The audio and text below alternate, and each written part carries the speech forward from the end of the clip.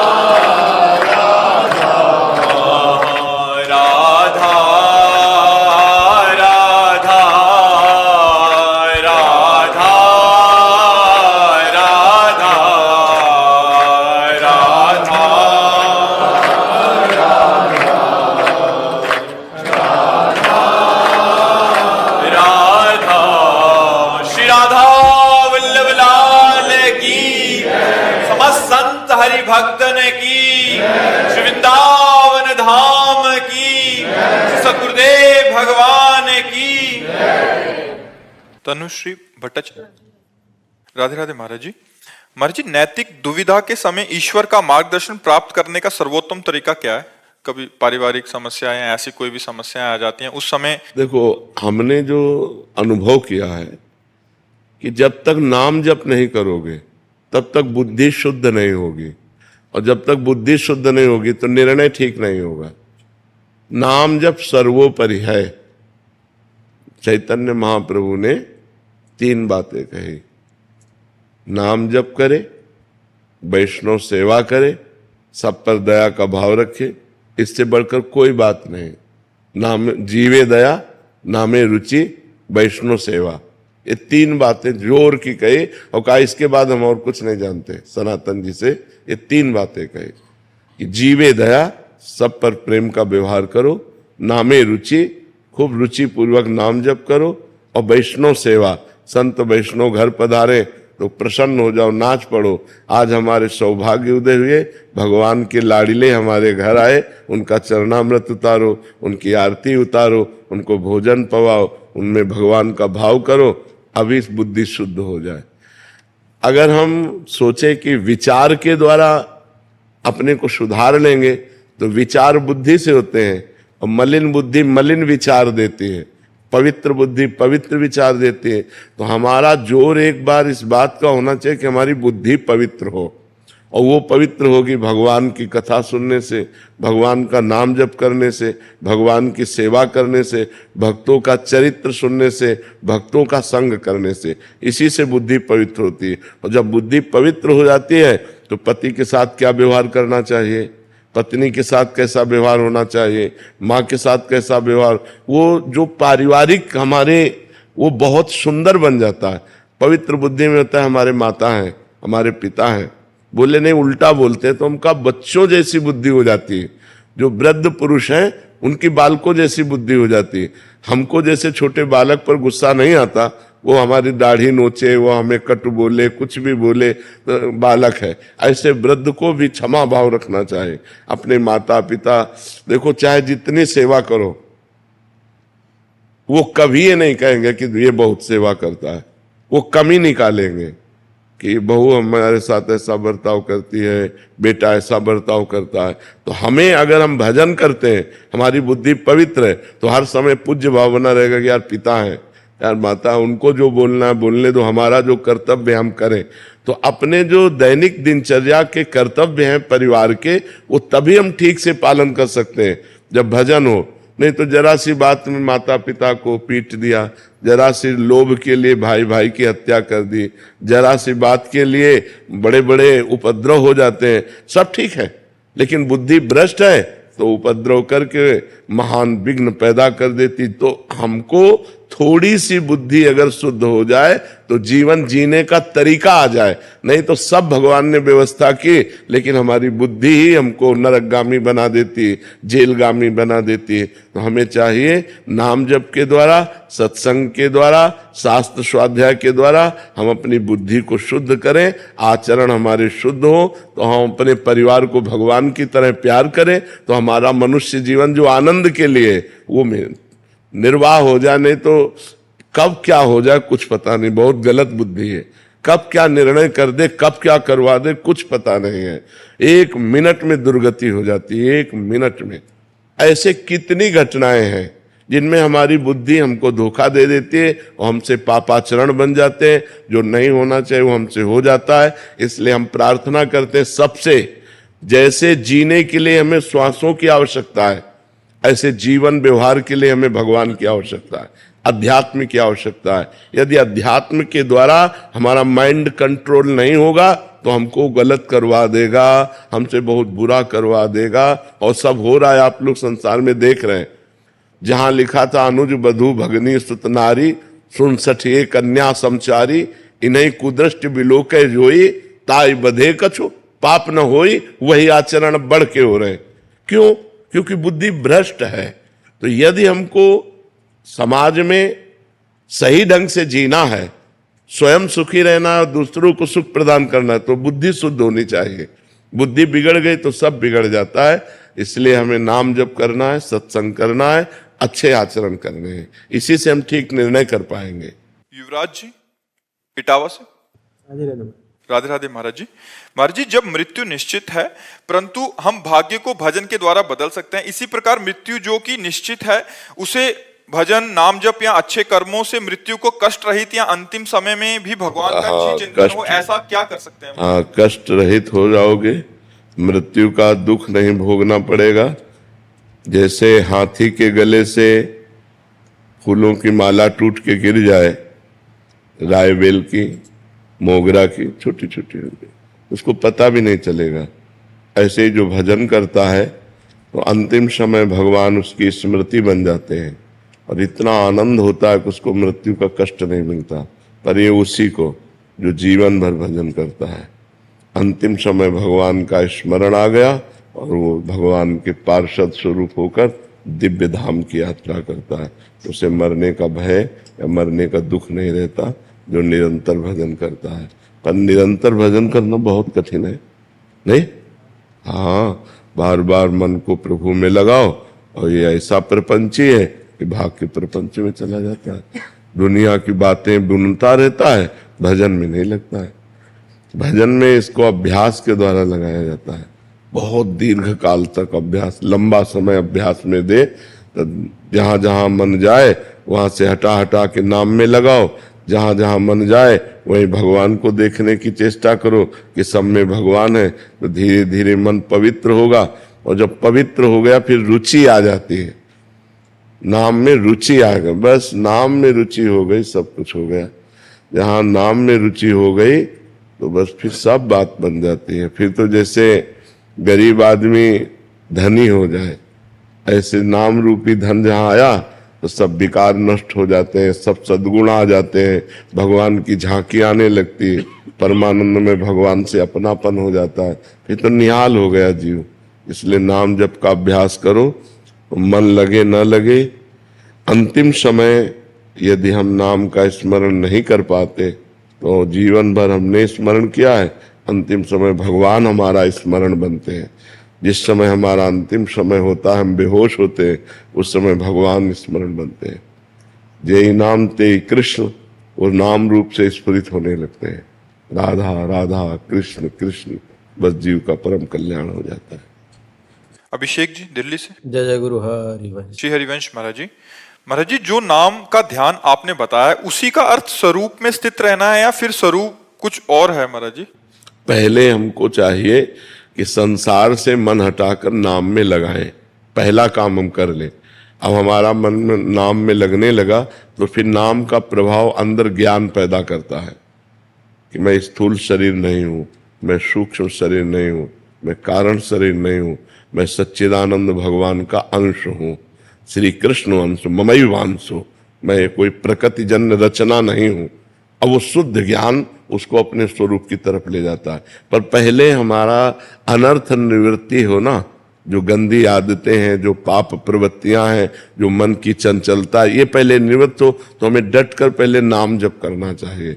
जब नाम जप में मन न लगे तो नाम कीर्तन करना चाहिए, नाम कीर्तन में मन न लगे तो भगवत कथा सुननी चाहिए, कोई शास्त्र स्वाध्याय करना चाहिए। भगवान से हटकर हमारा मन जाए तो समझो कि विपत्ति होने वाली है। का हनुमंत विपत्ति प्रभु सोई, जब तो सुमिरन भजन न होई। जहां सुमिरन भजन नहीं हो रहा तो फंसा देगा मन कहीं ना कहीं। बहुत दुष्ट है, मतलब इतना बेईमान, इतना सुंदर भगवान के नाम का सुमिरन छोड़कर संसार के बेमतलब जाल बुनता रहता है, बेमतलब घूमता रहता है। उसको लाख समझाओ, उसकी आदत है।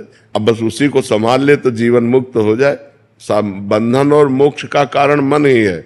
विषयों में लगा हुआ मन बंधन का कारण है और भगवान में लगा हुआ मन मोक्ष का कारण है। तो खूब भजन करो, इसी से ज्ञान प्राप्त हो जाएगा। प्रियंका जी उत्तराखंड से। राधे राधे गुरु जी, राधे राधे। महाराज जी कंफ्यूजन को मतलब संशय को दूर करने का सही तरीका क्या है?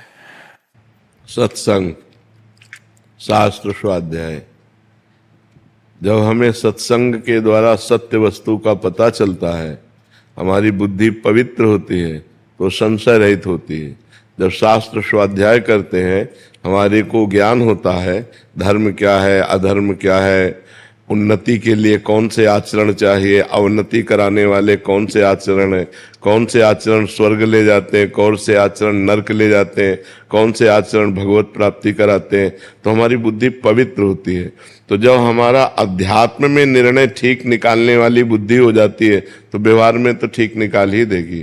तो हमें चाहिए कि पहले हमें अपनी बुद्धि को पावन करना चाहिए। शास्त्र स्वाध्याय, नाम जप और सत्संग के द्वारा तभी हमारी बुद्धि संशय शून्य होगी। तभी होए सब संशय भंगा, जब बहुकाल करिए सत्संगा।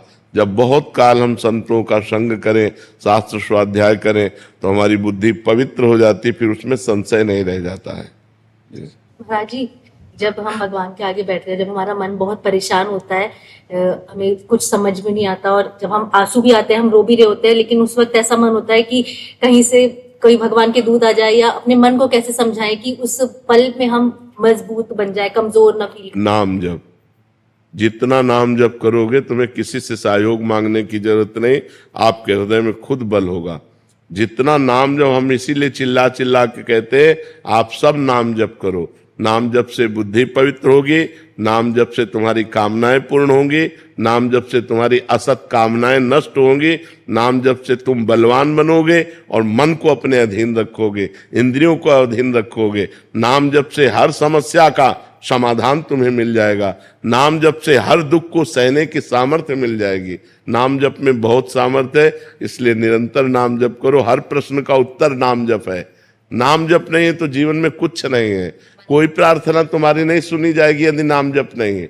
ध्यान रखना, नाम जप नहीं है तो प्रार्थना भी नहीं पहुंचेगी, और नाम जप है आर्त भाव से पुकारा तो सब बात बन जाएगी। आलोक भारद्वाज जी। राधे राधे महाराज जी। राधे राधे महाराज जी। महाराज जी आप कह रहे हैं कि राधा रानी की कृपा से 1 वर्ष से आपका सत्संग सुन रहा हूँ। महाराज जी आप आंखों से देख नहीं पाते तो कह रहे हैं कि मुझे भगवान के दर्शन कैसे होंगे, मुझे तो दिखाई नहीं देता। इन आंखों की जरूरत भी नहीं है, भगवान इन आंखों से दिखाई भी नहीं देते। इन आंखों से केवल माया देखी जा सकती है। 3 गुणों से रचित जो माया है, केवल माया देखी जा सकती है, मायापति को नहीं। मायापति को देखने के लिए दिव्य दृष्टि होती है और वो अंदर में होती है। तो जिस दिन भगवान तुम्हें दर्शन देना चाहेंगे उस दिन अंदर की दृष्टि खोल देंगे, भगवान का साक्षात्कार हो जाएगा। इन बाह्य दृष्टि से तो भगवान को देखा भी नहीं जा सकता, है तो सर्वत्र, कोई कण ऐसा नहीं जहां भगवान ना हो। हम भला देख पाते हैं क्या? नेत्रवान होते हुए भी अंधे हैं। केवल माया का रचा हुआ शरीर, माया का रचा हुआ संसार देख पाते हैं। तो भगवान को देखने के लिए जो दिव्य नेत्र चाहिए वो कभी अंधे हो ही नहीं सकते, वो अंदर विराजमान है। नाम जप करो, भगवान तुम्हारे भाव में आकर तुम्हें दर्शन दे देंगे। अभी आप जो सोचते हैं वो झांकी अंदर देख पाते हैं कि नहीं? कोई ना कोई, भले संसार की हो। हमारे जैसे कोई मन की चीज हो तो वो, हाँ, तो मन की आंखों से तुम देख लेते हो ना। हाँ, मन की चीज आ जाती है। हाँ, जैसे कोई आप कल्पना कर रहे हो, तो आप मान लो कि महाराज जी कैसे हैं, आपने कल्पना की, तो आपके अंदर आई झांकी कि नहीं आई? लेकिन हाँ, इमेजिन हो जाएगा, एक समझ में। ये जैसे हम आपके सामने बैठे हैं और आप भावना करो कि सुना है ना कि वो कैसे हैं, तो आप कल्पना कर सकते हो कि वो कैसे हैं। तो आपके मानस पटल पर वो झांकी आ जाएगी जैसी आपने कल्पना की। हाँ, आ जाएगी ना।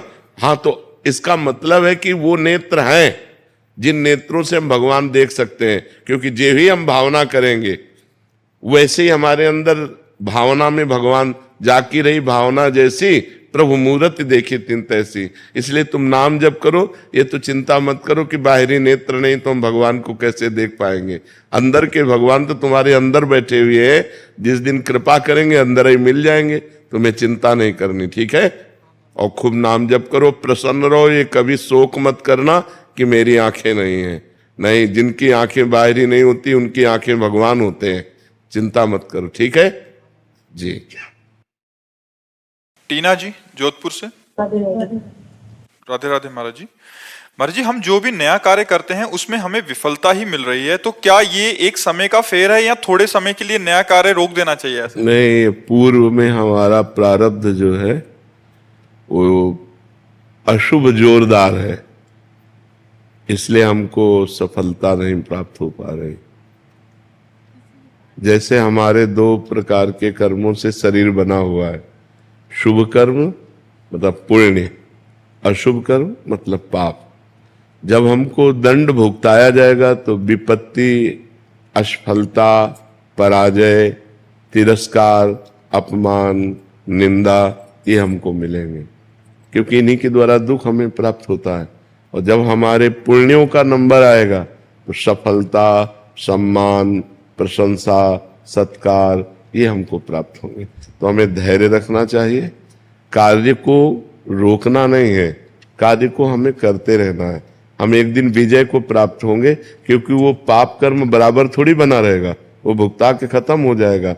अच्छा, उसको जल्दी नष्ट करने के लिए नाम जप करो, भगवान का नाम जप करते हैं, एक नियम लेकर के नाम जप करो। वो काउंटर चला है आजकल नया, तो एक गिनती रखो, 10,000 नाम, 20,000 नाम, 50,000 नाम, रोज नाम जप करो, भगवान से प्रार्थना करो, पूर्व प्रारब्ध क्षय होगा, हर कार्य में सफलता मिलती चली जाएगी।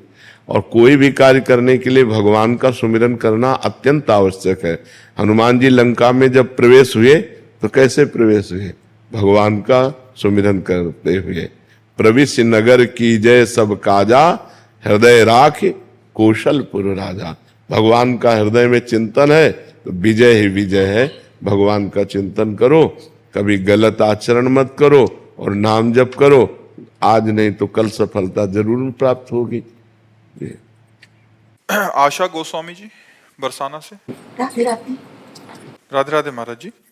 महाराज जी, जब भी मेरे ऊपर कोई परेशानी आती है, श्री जी मेरे साथ रहती है, मुझे पूरा पक्का भरोसा होता है कि मेरे साथ कुछ गलत नहीं होगा। लेकिन कुछ समय बाद कभी कभी कुछ बात पे भरोसा टूट जाता है महाराज जी, ऐसे में टेंशन होने लग जाती है, मेरे साथ ऐसा क्यों हुआ, क्यों होता है महाराज जी? राधा नाम जप करो, अधिक से अधिक राधा नाम जप करो, तो हमारी जब बुद्धि पवित्र होगी तो संशय नहीं होगा। थोड़ी बुद्धि मलिन है तो उसी में संशय उत्पन्न हो जाता है, और नहीं तो भरोसा करो, लाडली जी तो परम कृपालु हैं, परम दयालु हैं। कृपालुता दयालुता की समुद्र हैं स्वामिनी जी, और आप उनकी सखी हैं। मान लो उनकी गोस्वामी परिकर से हैं तो आप उनकी सखी हैं, फिर चिंता क्या करना। और देखो, ये बात हमको दिमाग में रखनी है कि जैसे दिन आया है तो रात्रि आएगी पक्का, ऐसे सुख आया है तो दुख आएगा। ये संसार में हमारा जन्म हुआ है तो यहाँ सुख दुख से संघर्ष झेलना पड़ेगा। भगवान का अवतार हुआ तब सुख दुख झेलना पड़ा, अपने तो मनुष्य है। सोचो, जिनका सुबह राज्याभिषेक होने वाला चक्रवर्ती सम्राट पद पे, सामय के 14 वर्ष का वनवास दे दिया गया, नंगे पैर, तपस्वी भेष, किसी नगर में नहीं जाना, जंगल में वास करना। सोचो, जो राजकुमार जहां सुंदर कोमल गद्दे बिछे हैं वहां चरण रखते हैं राम जी, वही सिया जी, वही लक्ष्मण जी कंक्रीट कांटों से भरे हुए जंगल में 14 वर्ष व्यतीत करने के लिए। तो ये भगवान ने अवतार लेकर के हमको दिखाया कि जब हम भगवान होकर के बराबर सुखमय जीवन व्यतीत नहीं कर सके तो तुम इंसान होके कैसे व्यतीत कर सकते हो। इस मृत्यु लोक में दुख सुख का संयोग बना ही रहेगा। आज 10 दिन सुख है तो 11वें दिन थोड़ा दुख आ जाएगा, 11वें दिन दुख है तो फिर 10 दिन बाद सुख आ जाएगा। ऐसा क्रम चलता है। इसलिए हमें धैर्य पूर्वक रहना चाहिए, अपने इष्ट पर कभी अविश्वास नहीं करना चाहिए, लाडली जू पर कभी अविश्वास नहीं करना चाहिए कि यार दुख चल रहा है, पता नहीं लाडली जू हम पर प्रेम करती हैं कि नहीं करती हैं, अब नाराज तो नहीं हो गई लाडली जू। लाडली जू कभी नाराज नहीं होती। ने कहूँ न रिस कहूँ भूली हूँ न होत सखी, रहत प्रसन्न सदा ये मुख हास्य है। ऐसे सुकुमारी प्यारे लाल जू की प्राण प्यारी, धन्य धन्य धन्य तेज इनके उपास है। तो धन्य है आप, श्री जी की सखी हैं। खूब नाम जप करो और हर परिस्थिति में लाडली जू की जय बोलो, संशय मत करो हृदय में। आयुषी मित्तल जी कैथल से। राधे राधे महाराज जी। महाराज जी, आप कहते हैं कि एक प्रभु का ही ध्यान करना चाहिए, क्या इसका ये मतलब है कि हम केवल उनका ध्यान करें, बाकी किसी भगवान के मंदिर में न जाएं? प्रभु का मतलब क्या है? राम जी प्रभु, शंकर जी प्रभु, कृष्ण जी प्रभु, पार्वती जी प्रभु। प्रभु तत्व है, वही विविध रूप धारण किए। तुम्हारी जहां रुचि हो तो आ जाओ। मन हो हनुमान जी को पूजो, मन हो राम जी को पूजो, मन हो शंकर जी को पूजो, मन हो श्याम जी को पूजो, वही तो प्रभु है। प्रभु तो वही है। प्रभु माने होता स्वामी, ईश्वर। तो ईश्वर एक है, उसके रूप अनेक है। जो रूप माने वो मन में आवे वो पूजो, मना थोड़ी है। कहीं मना है क्या? तो फिर कैसे? हमने कभी कहा है क्या कि किसी के मंदिर नहीं जाना चाहिए? तो फिर भगवान के तत्व में जब देखते हैं तो एक है, और जब लीला में देखते हैं तो अनेक हैं। वो अनेक रूप धारण किए हुए हैं। तो हमारी जहां श्रद्धा बने, हमारी दुर्गा जी में श्रद्धा बनती तो हम दुर्गा जी में, हमारी सिया जी में, हमारी प्रिया जी में, जहां बने श्रद्धा वहां श्रद्धा करो, मना थोड़ी है। प्रभु तो वही है। देखो, वही इतना सुंदर श्याम सुंदर है तो वही भयानक नरसिंह रूप है। वही इतना सुंदर राम रूप में है तो वही मत्स्य रूप में है, वही कूर्म रूप में है। विविध अवतार भगवान ने धारण किए, वही प्रभु तो है जी। मेरी वाइफ है यहाँ पर, हम थोड़े 15 साल से उनकी काफी तबीयत खराब रहती है जी। तो हम उनका इतना इलाज करवा चुके हैं हर जगह से जी। तो अब धीरे धीरे उनकी थोड़ी सी इस चीज में जो हिम्मत टूटने लगी है जी। तो आप थोड़ा सा उन्हें मार्गदर्शन कर सकते हैं? हाँ, नहीं, हिम्मत मत तोड़िए। 20 साल से हमारी किडनी फेल है और 20 साल से हम कष्ट भोग रहे हैं, लेकिन आप देख रहे हैं क्या हम अपनी हिम्मत तोड़ी है क्या? हम आपके सामने बैठे हैं। अच्छा, आप केवल दवाइयों का भरोसा रखते हैं और हम भगवान का भरोसा रखते हैं। आपने पाप कर्म भी कर लिए होंगे, लेकिन अपने बचपन से बाबा जी हैं। कोई भूल, कोई गलती बहुत संभाल कर जीवन चलाया, लेकिन पूर्व का पाप, पूर्व जन्म का पाप हमको दंड दे रहा है। हम उसको भोग रहे हैं, आनंद पूर्वक भोग रहे हैं। तो आपका पति, भगवान की कृपा इतनी कि वो आपका सहयोग देने वाला है। तो आप बड़े सौभाग्यशाली हैं जो आपको ऐसा पति मिला हुआ है। ये जरूर है कि पूर्व का कोई प्रारब्ध ऐसा है जो आपके शरीर को दुख दे रहा है। तो नाम जप करते हुए भगवान के आश्रित से इसको सहो। जैसे अब हम अपने मन को रोज समझाते हैं, बस शरीर छूटा कि भगवान के दरबार में जाना है, चुपचाप सह ले, तो आनंद पूर्वक सह रहे। तो ऐसे चुपचाप नाम जप करते हुए सहती जाओ, और आपको तो दवाइयां भी मिल रही, सब व्यवस्था है, भगवान की कृपा है। आप ऐसे निराश मत होइए और हताश मत होइए। हम आपके साथ उदाहरण हैं। 20 साल से किडनी खराब है और रोज अतरे दिन रोज डायलिसिस हो रहा है। कितनी परेशानियां हैं। तो हर कष्ट को सहने के लिए हमें मनुष्य शरीर मिला है, निराश मत होइए, ठीक है। राधे राधे महाराज जी। महाराज जी, पहले मैं ध्यान योग करती थी जिसके कुछ परिणाम भी मिले, मगर अचानक से मेरी रुचि श्री कृष्ण के प्रति भक्ति योग में प्रबल हो गई। मगर जब भी मैं भक्ति योग करती हूँ अच्छा। वो ध्यान योग में ही बदल जाता है। मैं ये बताओ कि ध्यान योग में तुम्हें क्या सफलता मिली? कितने घंटे पद्मासन में बैठ सकती हो? कितने महीने ब्रह्मचर्य रह सकती हो?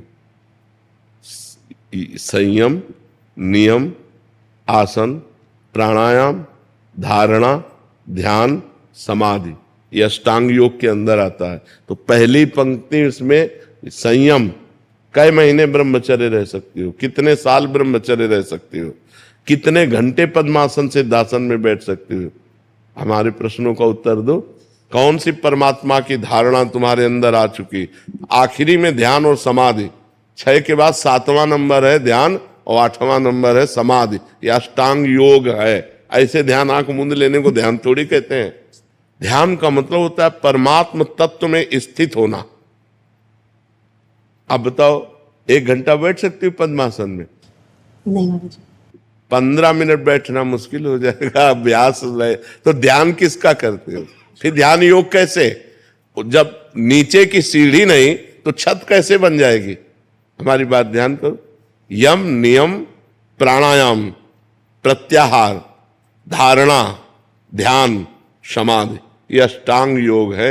यमय नहीं है, नियमय नहीं है, आसनय नहीं है, प्राणायाम ही नहीं है, प्रत्याहार ही नहीं है, धारणा ही नहीं है, तो ध्यान कहां से आ जाएगा? पहले नीचे की सीढ़ियों में आओ, पहले नीचे को पुष्ट करो, तब तो ध्यान लगेगा।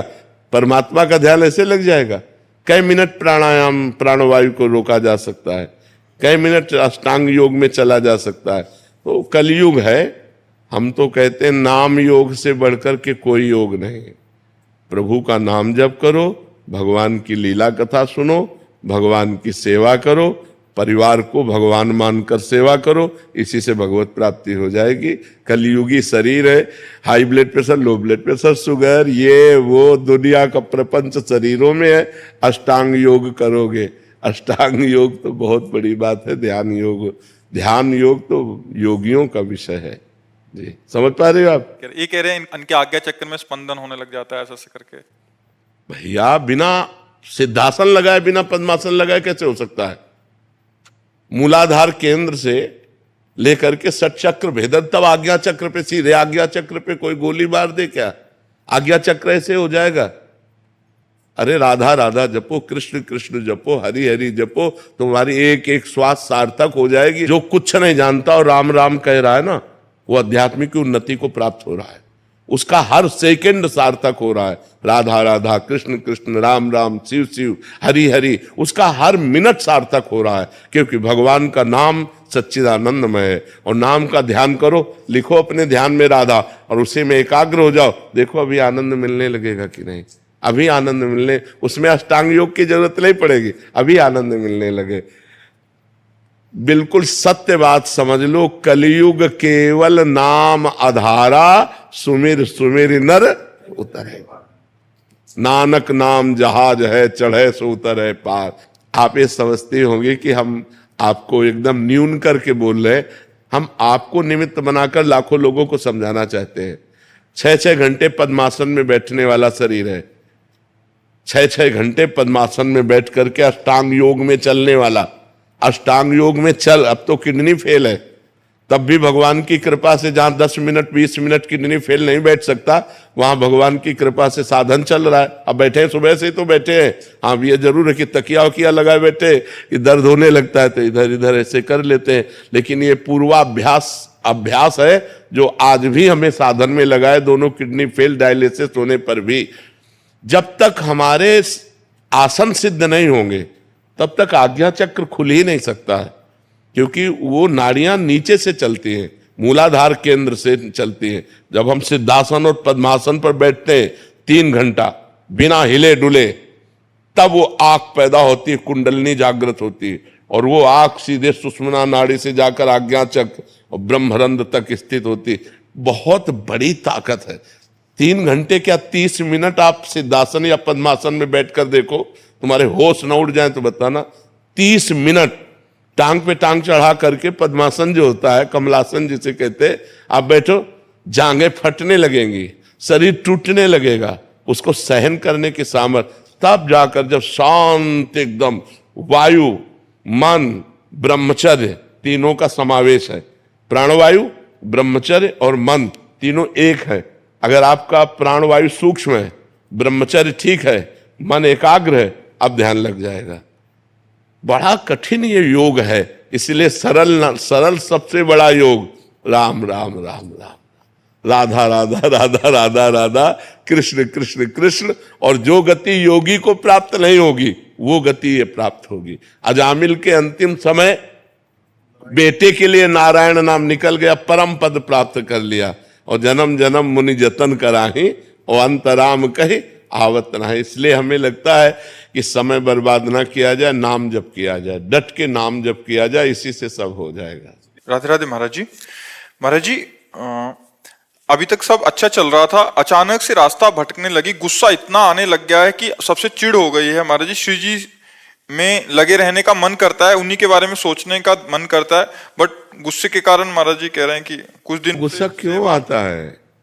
गुस्सा प्रभु जैसे तिलक लगा लिया माथे पे, तो घर मतलब मायके वाले बोलते ओ पाखंड, आवाज ले रही हो तो बोलते हो, जैसे आपने बोला कि राधा राधा, सब में राधा राधा बोलो, ओहो ड्रामा, मतलब ऐसे ऐसे बोलते हैं सब। तो हाँ हाँ, बिल्कुल बिल्कुल बिल्कुल। तो हम आपको एक उपाय बताएं, रज जैसे लेके आप गीली करके लगाते हो, वैसे सूखी लगा लो।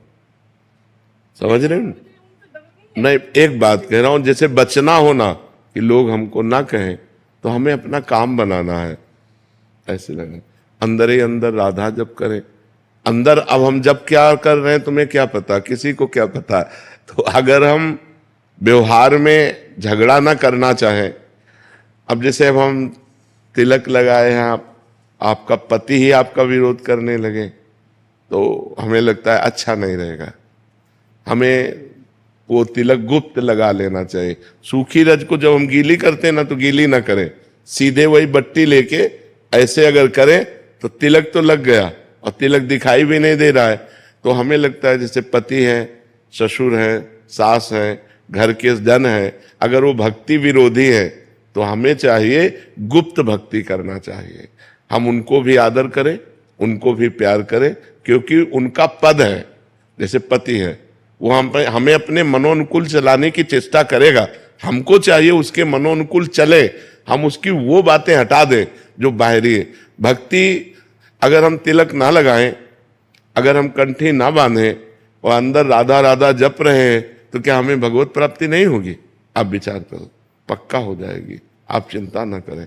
अगर इससे विरोध होता है, वो आपको पाखंड कहते हैं, आपको चुभता है, तो आपके अंदर उनके प्रति क्रोध आता है, तो भक्ति बिगड़ी आपकी कि नहीं बिगड़ी? भक्ति बिगड़ गई कि नहीं बिगड़ गई? तो हमें वो चाल चलनी है जिससे हमारे परिवार में कलह न हो, अशांति न हो। जब कोई नहीं है तो हम माला लेकर के भले जप करें, अगर कोई है तो हम माला छुएंगे भी नहीं। हम दिखाना बिल्कुल नहीं है कि हमें भक्ति कर रहे हैं, क्योंकि जहां विरोध हो वहां ठीक नहीं तो आपको रोज गुस्सा आएगा, तो आपकी भक्ति बचेगी नहीं। सारे प्रभु जी बहुत तो फिर भक्ति बचेगी कहां? त्रिविधम नरकस्येदम द्वारम नाशन मात्मना कामा क्रोधा तथा लोभा तस्मात् देत्रयम् त्यजेत। ये तीन त्यागने हैं, काम क्रोध लोभ। अब हमें गुस्सा आ रहा, अपने पति पे गुस्सा आ रहा, सास ससुर पे, तो हमारी भक्ति क्या रहेगी? भक्ति गुस्सा नहीं सिखाती, भक्ति प्यार सिखाती है, भक्ति प्रेम सिखाती है, भक्ति विग्रह नहीं करवाती, भक्ति मंडन करवाती, जोड़ती है। भक्ति जब भगवान को जोड़ लेती है तो इंसान को जोड़ने की क्या बात है? तो मुझे लगता है आपको सुधार करना चाहिए, उनको सुधरना नहीं, आपको सुधरना है। आप भक्त हो, आप बात समझ सकते हो, वो भक्ति का विरोध करते हैं, वो भक्त की बात नहीं समझ सकते। आप वो आचरण करो जिससे परिवार वालों को क्षोभ ना हो। पति को कोई मतलब वो भी शरणागति है, 2 साल हो गए, मुझे 1 साल हो गया। तो जो मायके वाले ना, तो वो बड़ा परेशान सा लगता है। मायके वालों से क्या लेना देना है? मेन पॉइंट तो ससुराल वालों से है।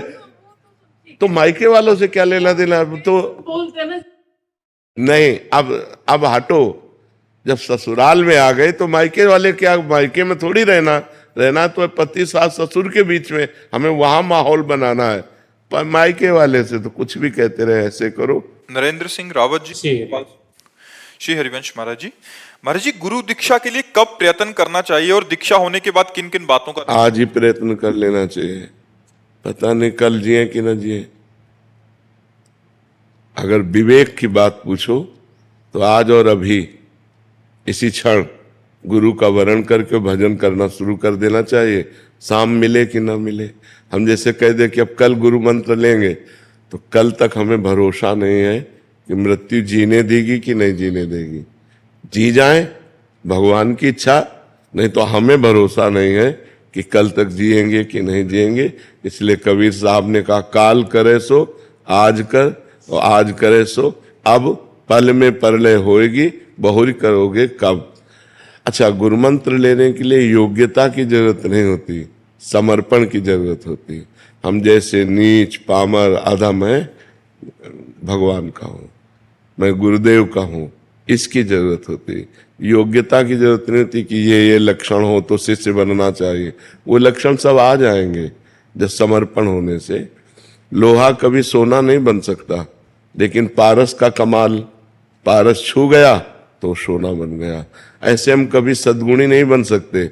गुरु कृपा हो गई तो वो सद्गुण आ गए जिससे श्री कृष्ण रीझ गए, जिससे भगवान करुणा कर दिए, कृपा कर दिए, वो सद्गुण आ जाते हैं गुरु कृपा से। तो हमारा भाव ये होना चाहिए कि हमें बहुत शीघ्र गुरु का वरण करके नाम जप करना चाहिए। जितनी जल्दी भगवान कृपा करे हमें गुरुदेव मिल जाए और हम खूब नाम जप कर लें। मृत्यु के पहले अपना काम बना ले, जिस काम के लिए आए हैं। हम यहाँ भगवत प्राप्ति के लिए आए हैं। मानव जीवन अच्छे आचरण करके भजन करते हुए श्री कृष्ण प्राप्ति के लिए है। समझ पा रहे हैं? तो जब हमारा प्रबल भाव बन जाए, हमें गुरुदेव का वरण कर लेना चाहिए, ज्यादा इंतजार नहीं करना चाहिए, नहीं तो मृत्यु का कोई भरोसा नहीं है, कब हमारे शरीर को छीन ले। तो मान लो अभी गुरु मंत्र लिया, अभी प्राण निकल गए तो अभी भगवत प्राप्ति हो जाएगी। अभी गुरु मंत्र लिया और उसी को जपने लगे और हमारे प्राण निकल गए तो अभी भगवत प्राप्ति हो जाएगी। इसलिए हम चाहें कि हमारा कोई सेकेंड भगवान से विमुख न जाए, कोई मिनट भगवान की स्मृति रहित न हो। 2 साल से मैं यही सोच रहा था कि दीक्षा लूं या ना। सोच रहा था। हाँ, ये गलत काम थोड़ी है, गलत काम को लंबा ताड़ा जाता है। मुझे ऐसा लग रहा था मेरे अंदर ये विकार, मतलब नहीं तो हमारी बात समझे आप। हाँ, कि हम जैसे हैं। अब विकार दूर कब होते हैं? जब भगवान का नाम जप करते हैं, गुरु की शरण में होते हैं, साधु संग करते हैं, तभी तो हमारे दुर्गुण नष्ट होते हैं। हम दुर्गुण नष्ट करके सदगुरु की शरण में जाएं, ऐसा तो असंभव है। सदगुरु की शरण होने पर दुर्गुण नष्ट हो जाते हैं, ये संभव है। तो हमें लगता है हम जैसे हैं, जैसे गंदे हैं, ऐसे ही हम शरण में हो जाएं तो हमारा काम बन जाएगा। विवेक यादव जी, गाजियाबाद से। राधे राधे। राधे राधे महाराज जी। महाराज जी, परीक्षा में कुछ असफलताओं के बाद मन व्यथित रहता है। एक तरफ लगता है कि मैं कहीं अपने साथियों से पीछे छूटता जा रहा हूं, दूसरी तरफ लगता है अगर सफल नहीं हुआ तो मेरा क्या होगा। महाराज जी, ऐसे में महाराज जी मेरा मार्गदर्शन करें। हाँ बिल्कुल, ये नई अवस्था में ये सोच तो होती है। अगर बच्चा, हम एकाग्रता पूर्वक अपने पाठ को, तो हमें लगता है कि फेल कैसे हम हो गए। आपके ग्रंथ इतने बड़े बड़े नहीं, हमारे ग्रंथ इतने मोटे मोटे हैं। स्वाध्याय हर चीज का 10 साल पहले पढ़ा होगा, अगर वो बात पूछोगे तो अभी 10 मिनट में पूरी उसकी व्याख्या करके बता देंगे। अगर आप प्रयासरत हो, प्रयत्नरत हो, तो अपने विषय में असफल कैसे हो जाते हो? या तो आप ब्रह्मचर्यहीन हो रहे हो, इधर उधर प्रपंच कर रहे हो, अपनी पढ़ाई से विमुख आचरण कर रहे हो, मनोरंजन कर रहे हो। नहीं तो बच्चा, अपने चैप्टर को हमें 1 साल दिया जाता है, 1 वर्ष दिया जाता है अपने चैप्टर को कंठस्थ करने के लिए, पुष्ट करने के लिए। कितनी पढ़ाई होगी? बिल्कुल, मतलब जिस विषय में लगो उस विषय में एकदम। तो हम कह रहे हैं तुम्हारा जो चैप्टर है हम उसे कंठस्थ कर सकते हैं। तो हम इतने कमजोर क्यों हैं कि हम फेल हो जाते हैं? अगर ये हो कि भाई टीचर कोई पक्षपात करता है तो बात अलग है, नहीं तो हम फेल क्यों हो जाते हैं? कहीं ना कहीं हम गलत हैं, हम अपनी गलती को सुधारें। और असफलता मिलना सफलता का एक प्रतीक है कि हमें और जोश आना चाहिए। आप जीवन में कभी असफल नहीं होंगे। रात दिन पढ़ाई करो, ब्रह्मचर्य से रहो, भगवान का नाम जप करो, माता पिता की आराधना करो। कौन सी उन्नति जो तुम्हारे चरणन चूम ले, कौन सी उन्नति जो चरणन चूम ले। इसलिए हमें तो लगता है कि हम अपने धर्म ग्रंथों को ऐसे याद किए हैं जैसे काका गागा नहीं याद किया जाता, ऐसे याद, उठते बैठते चलते फिरते जो पद है, पूरी 84 जी, पूरा सुधानिधि जी, पूरी सेवकवाणी, पूरी स्फुटवाणी, उसे जिस विषय में लगे तो अपने विषय में लगे, जिस विषय में लगे तो एकदम लगे। तो आप फेल कैसे हो गए? अपने विषय का ज्ञान आपको क्यों नहीं है? ऐसा तो कोई चैप्टर प्रश्न दिया नहीं जाता जो क्लास का ना हो। मान लो आप 12वीं में हैं तो 12वीं के क्लास के अंतर्गत ही आपको दिया जाएगा। ऐसा नहीं है कि आपको आगे का दिया जाए। आप जितनी क्लास में पहुंचते जाएंगे योग्यता, उतना ही आपको प्रश्न दिया जाएगा। तो हमको अपने चैप्टर को घुस करके घुन की तरह लगना चाहिए। जैसे गेहूं में घुन लग जाता है ना, पूरा खोखला कर देता है, ऐसे में अपने चैप्टर में लग करके पूरे चैप्टर को अपने माइंड पे बैठा लेना चाहिए। हमारा माइंड बहुत विस्तार से है, अनंत जन्मों के संस्कार भरे हुए हैं, छोटी सी चिप में मन की अनंत जन्मों के। तो ये सब पूरा आपको भर लेना चाहिए। कहीं ना कहीं आप प्रमाद कर रहे हैं, कहीं ना कहीं आप त्रुटि कर रहे हैं, उसको संभालिए, नहीं तो ये निराशा ऐसी बढ़ जाएगी कि जीना मुश्किल हो जाएगा। बच्चे अभी बच्चे हैं ना, अब जैसे देखा कि जैसे इन्होंने कहा हमारे दोस्त सफल हो रहे हैं, तो दोस्तों के सामने नीचा, घर परिवार में जाने पर कि यार हमने यार इतने रुपए लगाए और तुम फेल हो गए, यार ठीक नहीं है। अब वो अंदर से इतना घुट जाता है कि उसे एक रास्ता दिखाई देता है। ऐसे कोटा में बहुत से बच्चे जो करते हैं, उसका कारण है कि उनको एक रास्ता नजर आता है कि अब मित्रों में कैसे जाऊं और घर के परिवार वालों को कैसे मुंह दिखाऊं। हर जगह ये आता है कि फेल फेल फेल, तो इससे अच्छा है कि हम कर लेते। कोई रास्ता थोड़ी है। आप भूत प्रेत बनोगे, फिर नाना प्रकार के और दुख भोगोगे। हमें चाहिए कि हम अपनी गलतियों का सुधार करें। मोबाइल में रील देखने में समय बर्बाद ना करें, गेम देखने में बर्बाद ना करें, गर्लफ्रेंड बॉयफ्रेंड वाली झंझट में ना पड़े, इस प्रपंच में ना फंसे। अगर आप सही से चलो और ब्रह्मचर्य धारण करो तो ब्रह्मचर्य में इतनी सामर्थ्य है कि सब कुछ याद हो सकता है। बच्चा सब कुछ याद हो सकता है।